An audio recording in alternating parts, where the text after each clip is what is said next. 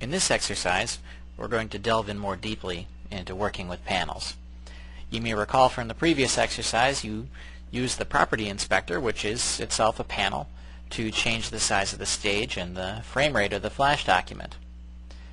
If you take a look at the features and parts of the panels that are found in the authoring environment, you're going to learn about everything you need to know to make things happen in Flash. But before you can do that, you have to be able to open panels, move them around, and use them. So we're going to take a look at that. Now to get started on this, let's open up the file that we created in the last exercise. So go to File, Open. Remember, we created a subdirectory called Video Store. So if it's not already open to that, find it in the drop-down menu. And then select the file name. We saved the file called Video Store 1. Click Open, and it's now open. Now the first thing we're going to do is we're going to save this with a new name.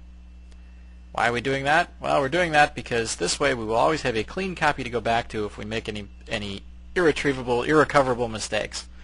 It's a nice method to use to save your work, because as you're going along and you're learning new things, you may find that things don't go as easy for you as you'd like. This way you've always got something you can go back to that you know was stable and solid.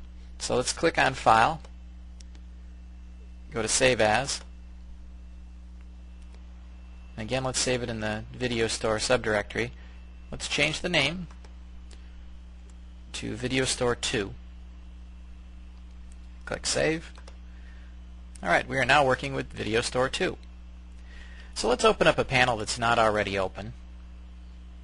Remember, we find panels by going to Window.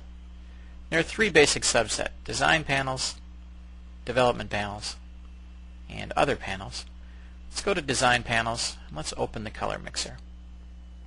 So click on that. Now you'll notice the Color Mixer panel has popped up into a floating position, and we can grab it and move it around if we want. And that's fine. In some panels it is convenient to have them floating. Other panels we'd like to have them docked.